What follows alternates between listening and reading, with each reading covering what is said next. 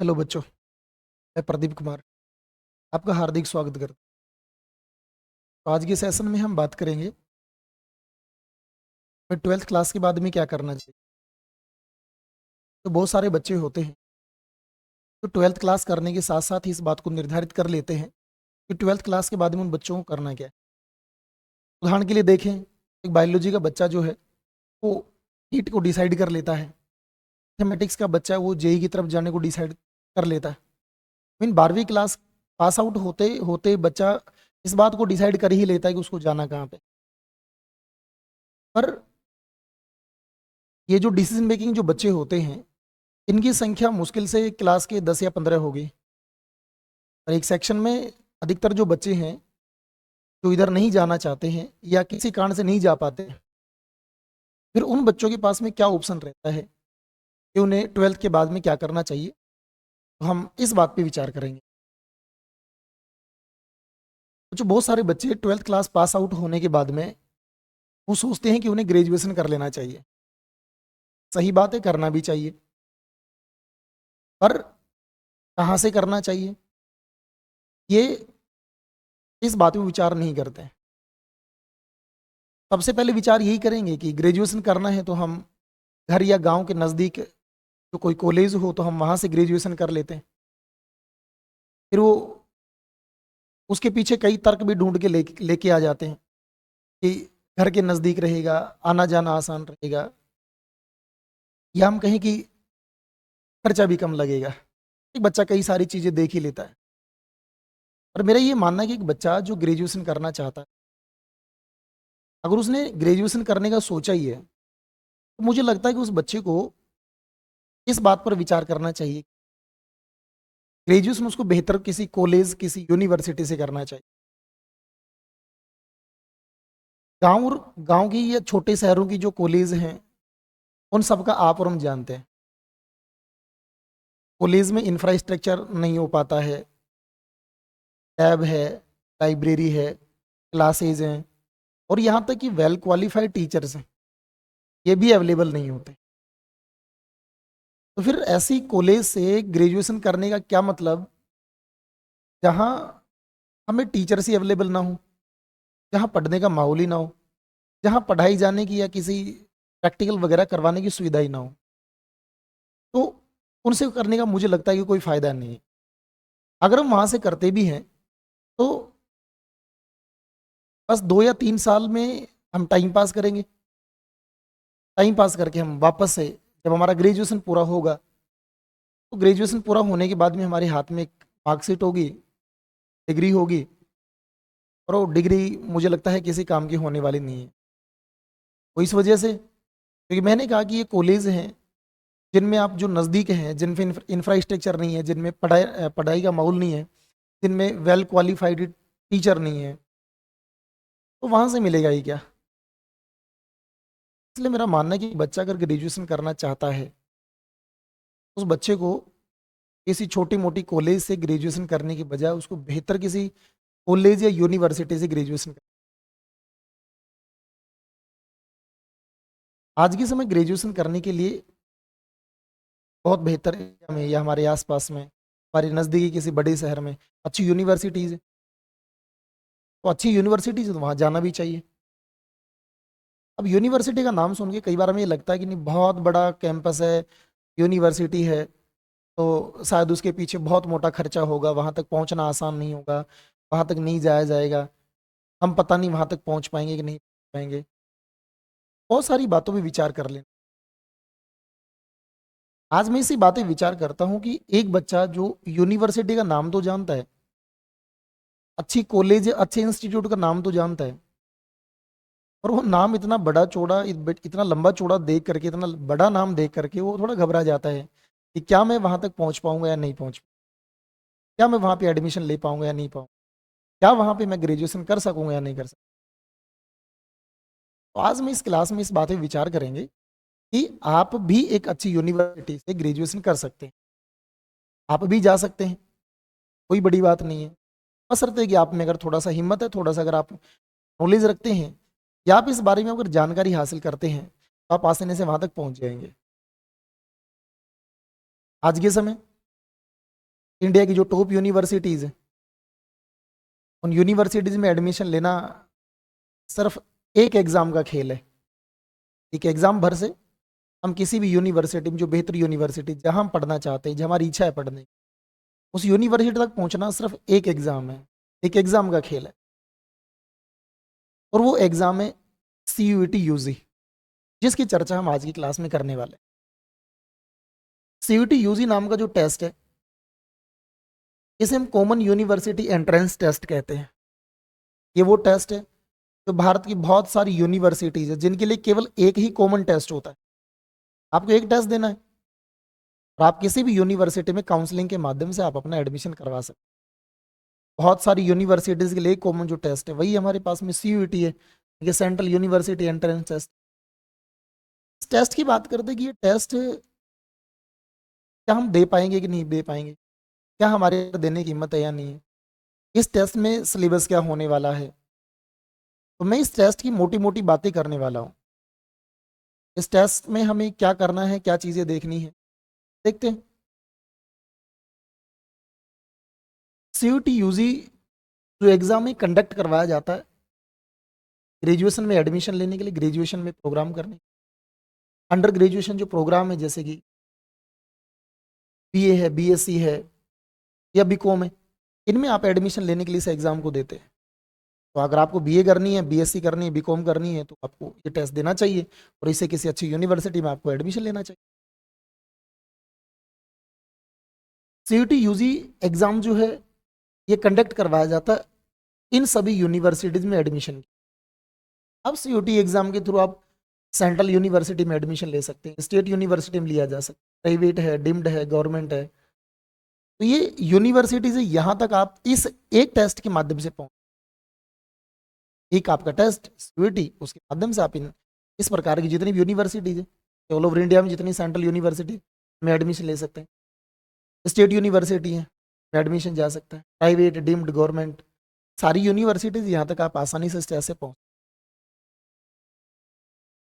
मैं बात करता हूँ सेंट्रल यूनिवर्सिटीज़ की कि इस टेस्ट के माध्यम से हम भारत की कौन कौन सी सेंट्रल यूनिवर्सिटीज़ तक पहुँच सकते हैं। तो आज के दिन भारत की लगभग सभी की सभी सेंट्रल यूनिवर्सिटीज़ में एडमिशन के लिए ये एग्ज़ाम करवाया जा रहा है। मीन इस एग्ज़ाम के थ्रू आप जितनी सेंट्रल यूनिवर्सिटीज़ है वहाँ तक आप पहुँच सकते हैं। जैसे हमारे इंडिया में central university of Andhra Pradesh है, बिहार है, गुजरात है, हरियाणा है, हिमाचल प्रदेश, जम्मू, कर्नाटका, कश्मीर, केरला, उड़ीसा, पंजाब, राजस्थान, तमिलनाडु। तो ये स्टेट है, इन स्टेट में सेंट्रल यूनिवर्सिटी स्थापित की गई है, एस्टेब्लिश्ड है, आप यहाँ तक जा सकते हैं। इनके अलावा कुछ अदर यूनिवर्सिटी जिनके नाम आप और हम बहुत पहले से जानते हैं, जिनका नाम आपने कभी सुने भी, जैसे कि JNU काफ़ी चर्चा में रही है, बहुत चर्चा हुई पिछले कई सालों में। जवाहरलाल नेहरू यूनिवर्सिटी, जामिया मिलिया इस्लामिया है, बनारस हिंदू यूनिवर्सिटी BHU के नाम से जिसको जानते हैं, बाबा साहब भीमराव अम्बेडकर यूनिवर्सिटी, अलीगढ़ मुस्लिम। तो ये इंडिया की टॉप यूनिवर्सिटी। और हम यूनिवर्सिटीज को जब पढ़ते हैं ना कि यूनिवर्सिटीज़ की जब रैंकिंग देखते हैं, काम करने की, एजुकेशन की रैंकिंग देखते हैं, तो रैंकिंग्स में ये यूनिवर्सिटी जो टॉप पर रहती हैं, रहती आई हैं, आज भी रह रही हैं, बेहतर यूनिवर्सिटीज़। तो इन सब यूनिवर्सिटीज़ में आप पहुँचे, ये पीछे दी गई सेंट्रल यूनिवर्सिटी और ये सारी यूनिवर्सिटी जो ये सेंट्रल गवर्नमेंट के अंडर में आती हैं, ये सभी सेंट्रल गवर्नमेंट के अंडर में आने वाली यूनिवर्सिटीज हैं जहां आप आसानी से इस CUET के एग्जाम से पहुंच। अब मैंने यहाँ केवल सेंट्रल यूनिवर्सिटीज की चर्चा की है, यहाँ मैंने कई सारी यूनिवर्सिटीज की चर्चा की थी। मैंने कहा था कि स्टेट भी है, प्राइवेट भी है, डिम्ड भी है, गवर्नमेंट यूनिवर्सिटीज। तो सेंट्रल यूनिवर्सिटीज के अलावा कौन कौन सी स्टेट यूनिवर्सिटी, कौन कौन सी प्राइवेट यूनिवर्सिटी या फिर डिम्ड या गवर्नमेंट यूनिवर्सिटी है जिनमें इस एडमिशन, जिस एग्जाम के थ्रू आप एडमिशन ले सकते हैं। तो इन सभी यूनिवर्सिटीज़ की लिस्ट हमें CUET की साइट पे दी गई है, तो हम एक बार वहाँ से चेक कर लेंगे इसमें कौन कौन सी यूनिवर्सिटी शामिल की गई। आगे बढ़ते हैं, बात करते हैं CUET टेस्ट के बारे में। ये CUET टेस्ट जो है वो कौन दे सकता है। तो मैंने कहा कि अगर आप मेरे को अंडर ग्रेजुएशन में जाना है, अगर हमें UG करने जाना है, BA BSc BCom करने जाना, तो हमें 12th पास आउट तो होना ही चाहिए। फिर इसका एलिजिबिलिटी यही है कि आप 12th पास आउट होने चाहिए। तो आप 12वीं पास हैं, 12th पास आउट आपने हो चुके हैं, तो आप ये एग्ज़ाम दे सकते हैं, आप ग्रेजुएशन कर सकते हैं, क्योंकि मिनिमम रिक्वायरमेंट भी है। Candidate have pass the class 12 और इक्विवेलेंट एग्जामिनेशन, जो 12वीं क्लास है इसके इसके जो समकक्ष अगर कोई एग्जाम है तो वो आपको क्लियर करना चाहिए। वो आपका क्लियर है तो आप आसानी से इस टेस्ट को दे सकते हो और आप इसमें आप एडमिशन ले सकते हैं इसकी। बात करते हैं कि ये जो सीयूटी एग्जाम है जिसके थ्रू हमें किसी यूनिवर्सिटी तक पहुंचना होता है, ये एग्जाम का मोड क्या है, तरीका क्या करवाने का? 2024 में जो जस्ट अभी हुआ था, इस एग्जाम का जो मोड था वो हाइब्रिड मोड दिया गया था। मेन आप पेन और पेपर से आप सीधा एग्जाम दे सकते हैं, या फिर कंप्यूटर बेस्ड टेस्ट जिसको हम सीबीटी भी कहते हैं, सीबीटी मोड भी कहते हैं। अब सीधा जैसे हम हमारे हाथ में पेपर आता है, ओएमआर होती है, पेपर सोल्व करना होता है हाथ से बैठ के ना, किसी कंप्यूटर की आवश्यकता नहीं होती। सीबीटी में कंप्यूटर की आवश्यकता होती है, आप कंप्यूटर बैठ के ना, आपको पेपर कंप्यूटर में मिलेगा, उसी में आपको सोल्व करना है, वहीं पर आपको जवाब देना है। तो ये दोनों ही तरीके का मोड यहाँ पे यूज़ किया गया था।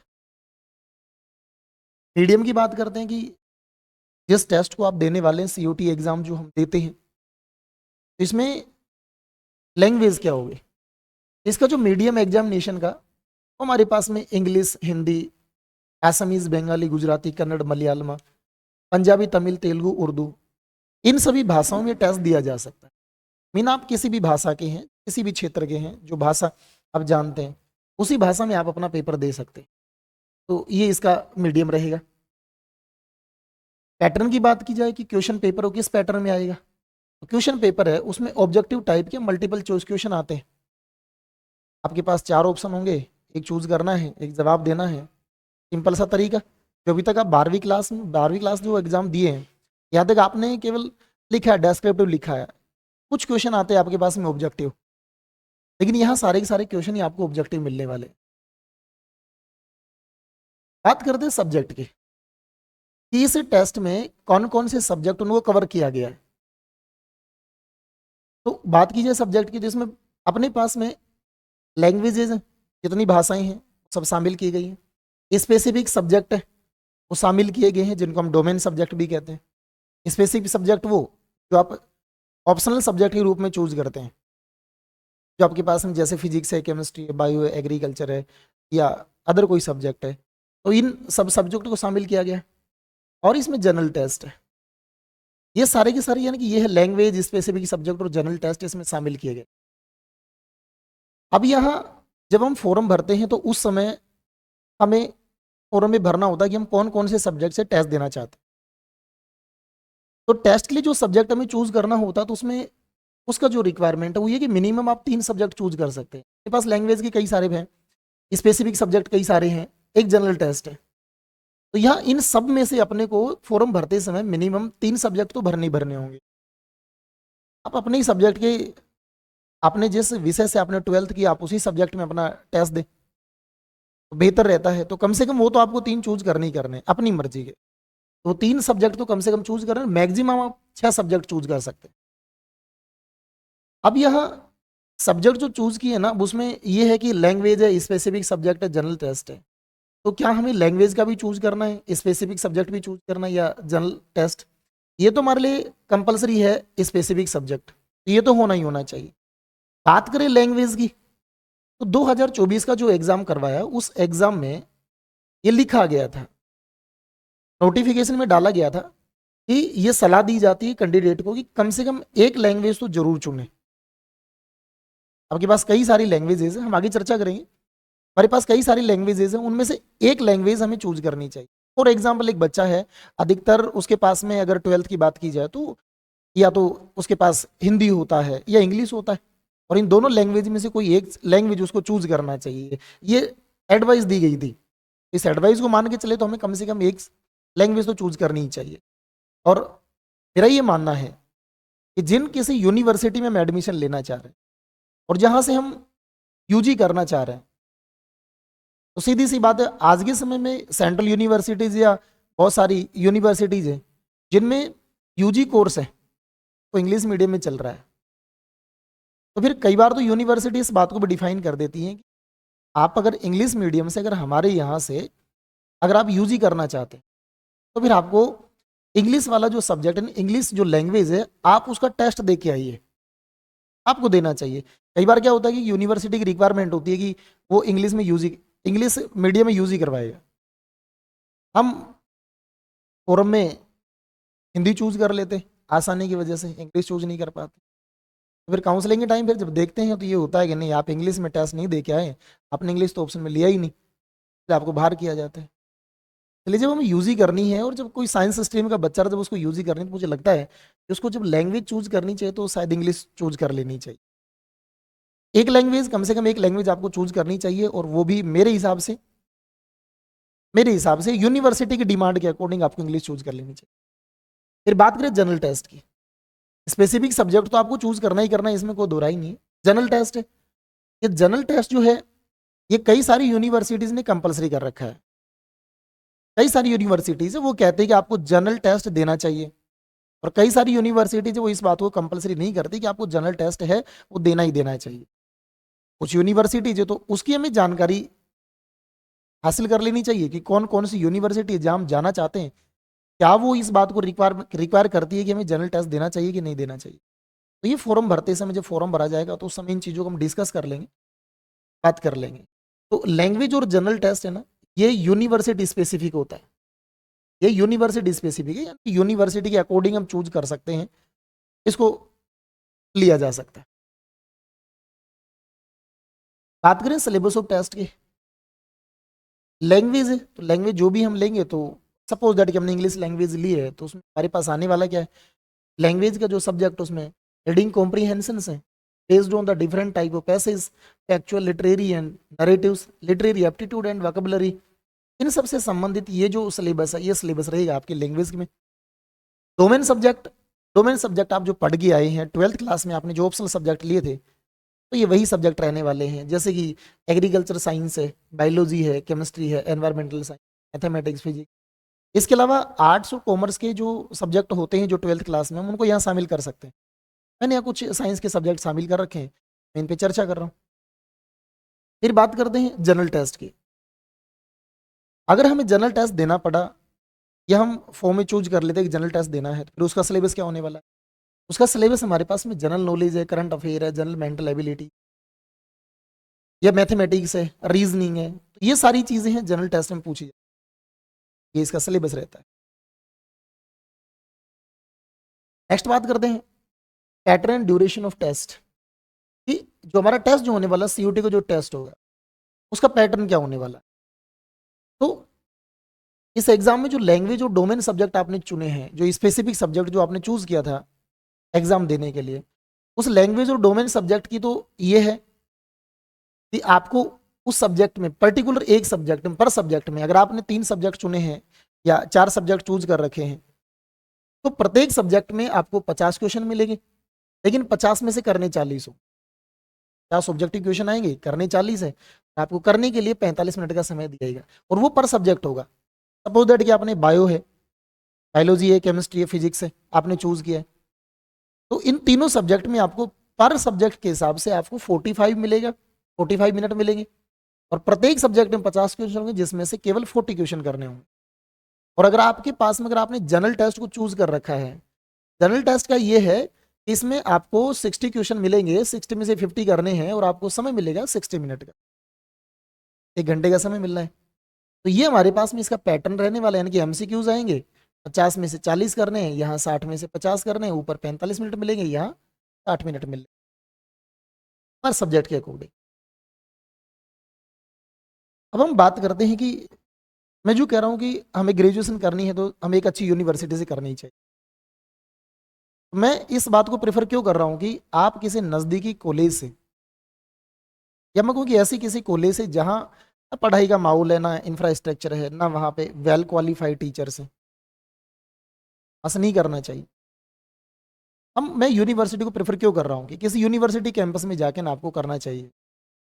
तो यूनिवर्सिटी कैंपस की अपनी बहुत अच्छी विशेषताएं हैं, तो बहुत अच्छा कैंपस होता है, वहाँ पढ़ाई का माहौल मिलता है, अच्छा इंफ्रास्ट्रक्चर होता है, लैब हैं, लाइब्रेरी है, अदर जो फैसिलिटी जो आपको मिलनी चाहिए वो लगभग सारी की सारी फैसिलिटीज़ वहाँ मिलती हैं। और बड़ी बड़ी जो यूनिवर्सिटीज़ है, जो बड़ी यूनिवर्सिटी जहाँ आप ग्रेजुएशन करना चाह रहे हैं, तो वो यूनिवर्सिटीज़ है ऑटोनोमस भी ऑटोनोमस होती है।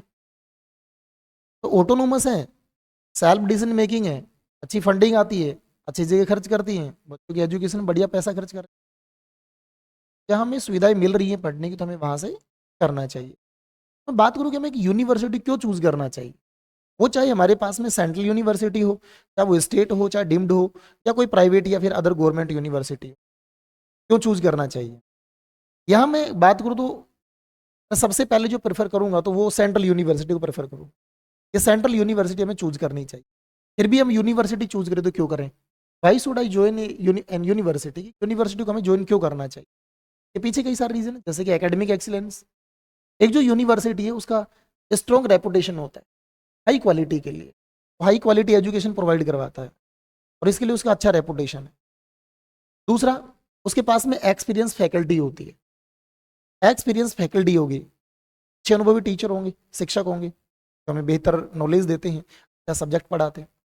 दूसरा है डाइवर्स प्रोग्राम्स। तो यूनिवर्सिटी हमें बहुत सारे प्रोग्राम ऑफर करती हैं, offer A variety of courses and allowing you the explore your interest and find your passion. आप यूनिवर्सिटी में जाते हैं तो आपको बहुत सारे कोर्सेज अवेलेबल करवाई जाते हैं, ऑफर करते हैं, और आपको अपना इंटरेस्ट के अकॉर्डिंग या आपका जो पैशन है उसको एक्सप्लोर करने का मौका देते हैं, आपको उसमें काम करने का मौका देते हैं। छोटी कॉलेज हैं या गांव के किसी या छोटे किसी शहर की जो कॉलेज, वहाँ ये सारी चीज़ें तो होंगी नहीं। क्योंकि हम भी जानते हैं गांव में कई बार या छोटी कॉलेज में जब हम कोई सब्जेक्ट स्पेसिफिक पढ़ने जाते हैं, तो हमें ये कह के ना मना कर दिया जाता है कि सर हमारे यहाँ केवल यही सब्जेक्ट है ऑफर किए जाते हैं, आप इन्हीं में ग्रेजुएशन करना चाहते हैं, बेशक आप कीजिए, बेशक आप कीजिए, बाकी इसके अलावा हमारे पास सब्जेक्ट। तो जिनके पास डाइवर्स सब्जेक्ट नहीं है तो फिर हमें वहाँ सब्जेक्ट चेंज करना होगा, हम जो सब्जेक्ट पढ़ना ही नहीं चाहते, जिसमें हमारा इंटरेस्ट है ही नहीं, हमें ज़बरदस्ती वो सब्जेक्ट लेना, ऐसा नहीं करें। हमें अपना ही सब्जेक्ट पढ़ना है, इंटरेस्ट का सब्जेक्ट पढ़ना है, तो फिर यहाँ यूनिवर्सिटी तक पहुँचना है। अगला रिसर्च अपॉर्चुनिटीज़। एक यूनिवर्सिटी जो होता है उसमें ये हमें provide access to research facilities and fundings. यहाँ रिसर्च के लिए फंडिंग होती है, फैसिलिटीज अवेलेबल करवाई जाती है। यूजी का बच्चा वो भी रिसर्च से संबंधित काम सीखता है, काम करता है, उसे करवाया जाता है। तो उसमें उस बच्चे में साइंटिफिक टेम्परामेंट पहले डेवलप कर दिया जाता है उसको यूजी करते करते। साथ में enhance your academic experience and career prospectus.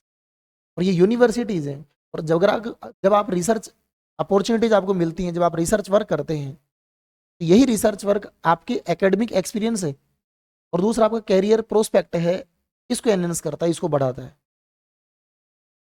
तो इसलिए हमें यहाँ से कर लेना चाहिए। कैरियर सपोर्ट, यूनिवर्सिटीज़ हैं, उनके पास अपना खुद का मजबूत प्लेसमेंट सेल होता है और साथ में उनके इंडस्ट्री कनेक्शंस हो।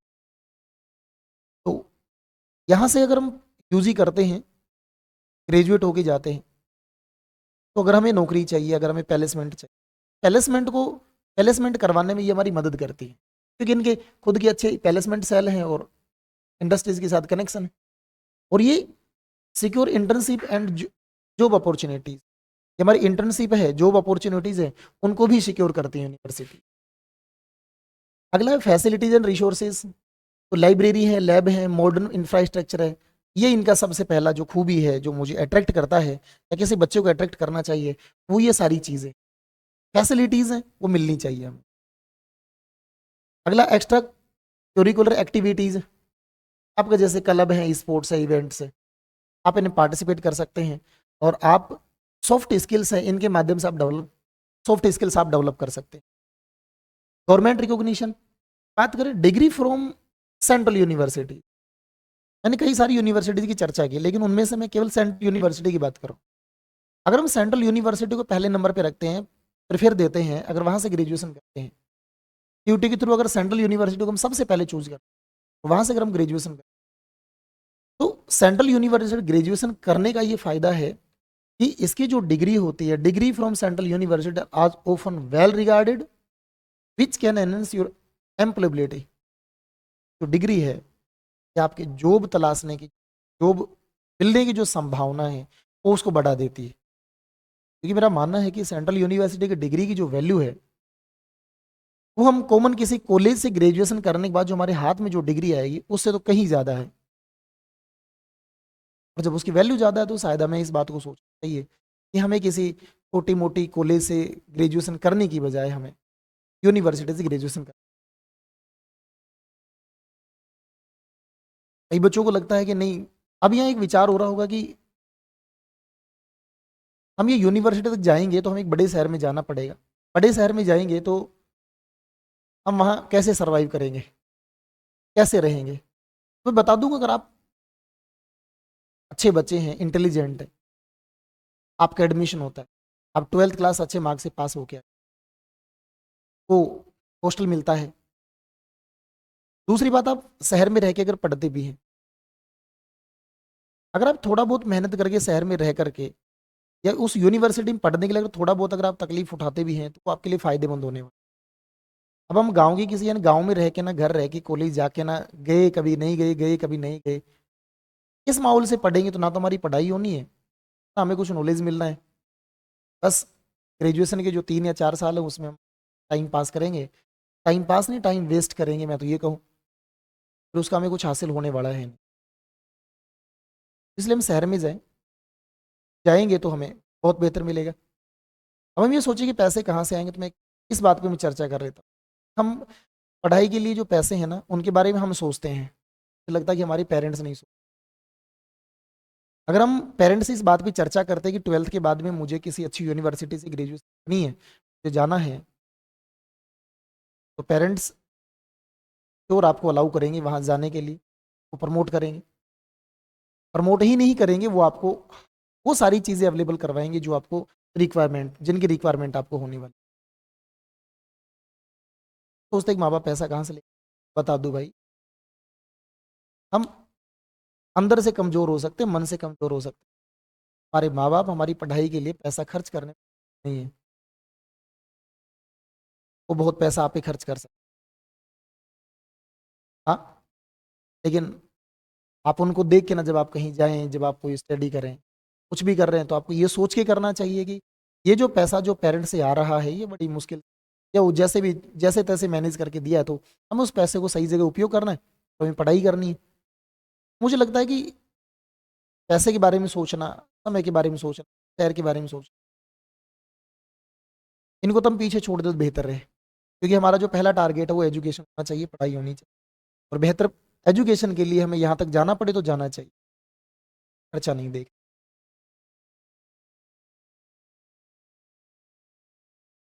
बात करते हैं फीस की। हमारे दिमाग में एक सवाल और आ रहा होगा कि यहाँ जाएंगे तो हमें फीस क्या देनी होगी, अगर हम यहाँ जाते हैं तो हमें फीस क्या देनी होगी। अगर आपका सेंट्रल यूनिवर्सिटी में जाना टारगेट है और अगर आप वहाँ से ग्रेजुएट, तो उस यूनिवर्सिटी से ग्रेजुएशन करने के लिए आपको ज़्यादा कोई मोटा पैसा खर्च करना है, उतना ही पैसा खर्च करना है जितना लोकल कॉलेज में करे। यहाँ मैंने फीस स्ट्रक्चर लिया है central university of Rajasthan Ajmer 2024-25 का जो सेशन है जो चल रहा है, जिसका फर्स्ट और सेकंड सेम की फीस है वो साइट पे डाल दी गई है। उन फीस पहले दिखा रखी है कि भाई यहाँ इतना इतना फीस आपका लगने वाला है। इन सभी में आपको लगभग 8,025 रुपये खर्च करना है। वो फर्स्ट सेमेस्टर में भी यही रहेगा, सेकंड सेम में भी यही रहेगा, तो ज़्यादा कोई मोटा खर्चा नहीं है। हम ये सोचे कि नहीं ये फीस ज़्यादा है, तो नहीं, इतना खर्चा तो आपको यहाँ गांव की या लोकल किसी कॉलेज से करेंगे तो भी आपको लगभग इतना तो पर सेमेस्टर फीस लगभग उतनी ही है, तो फीस के बारे में नहीं सोच, अपना भविष्य देखें तो यहाँ तक जा सकते हैं। अंत में इतना ही कहूँगा कि अगर आप ग्रेजुएशन बेहतर यूनिवर्सिटी से करने का सोच रहे हैं या विचार बना लेते हैं, फिर आप पक्का विचार बनाइए और वहाँ तक जाइए। दिमाग में ये चल रहा होगा कि वहाँ जाने के लिए हमें क्या करना पड़ेगा, वहाँ तक जाने के लिए आपको एग्जाम की तैयारी करनी है। जिस दिन मैं आज के दिन जो रिकॉर्ड कर रहा हूँ, मैं क्लास रिकॉर्ड कर रहा हूँ, आपसे चर्चा कर रहा हूँ, तो आज के दिन से और एग्जाम जो होगा 2025 में बोर्ड एग्जाम होना, उसके बीच में काफ़ी समय। अभी हम अपना सिलेबस पढ़ रहे बोर्ड के लिए, बोर्ड का सिलेबस पढ़ रहे तो बुक्स तो पढ़ ही रहे हैं, बस इसी सिलेबस में से हमें ऑब्जेक्टिव जो क्वेश्चन किस प्रकार के बनते हैं, किस प्रकार के आते हैं, किस प्रकार के आ सकते हैं, वो क्वेश्चन आपको अभी से थोड़ा थोड़ा करके देखना चाहिए। पर्टिकुलर टॉपिक से आने वाले क्वेश्चंस हैं, क्वेश्चंस आपको पुराने जो पेपर्स में आ चुके हैं आपको उनको देखना चाहिए, अपने टीचर से उनको डिस्कस करना चाहिए, जो सब्जेक्ट टीचर आपको पढ़ा रहा है आप उन्हीं से थोड़ा थोड़ा करके डिस्कस कर। अगर आप अभी से थोड़ा थोड़ा करके अगर हम पढ़ते हैं, अगर थोड़ा थोड़ा करके अगर हम ऑब्जेक्टिव क्वेश्चंस को अगर सोल्व करना अगर सीखते हैं, तो बोर्ड एग्जाम जब आपका होगा और उसके बाद में जब सीयूटी का एग्जाम होना है तब तक आप काफ़ी कुछ हासिल कर लेंगे, आप काफ़ी कुछ कंटेंट वो तैयार कर लेंगे, तो आपकी तैयारी इसके साथ साथ ही हो जाए। अब कई बच्चों का ये होगा कि ठीक है अभी बोर्ड के एग्जाम है तो पहले बोर्ड एग्जाम को फोकस करना भी चाहिए, बोर्ड एग्जाम को फोकस करना है। पर पढ़ते समय अगर हम आधा घंटा निकालते पर सब्जेक्ट, अगर आधा घंटा भी अगर ऑब्जेक्टिव क्वेश्चन देखते हैं, किसी पर्टिकुलर टॉपिक पढ़ रहे हैं उसी टॉपिक से अगर हम आने वाले ऑब्जेक्टिव क्वेश्चन देखते हैं कि 5 हैं 7 हैं 10 हैं, जितने ऑब्जेक्टिव क्वेश्चन है हमने पढ़े, ऑप्शन देखे, जवाब ढूंढने की कोशिश की कि क्या सब्जेक्ट जो पढ़ा है क्लास में क्या उसके अकॉर्डिंग इसके जवाब आ रहे कि नहीं आ रहे, के जवाब आपको आएंगे। नहीं आते तो टीचर से डिस्कस कीजिए कि सर ये टॉपिक पढ़ भी लिया फिर भी इसके जवाब नहीं आए तो अब क्या करें, टीचर से डिस्कस कीजिए, जो आपके लिए हमेशा 24 घंटे अवेलेबल होते हैं, उनसे डिस्कस कीजिए।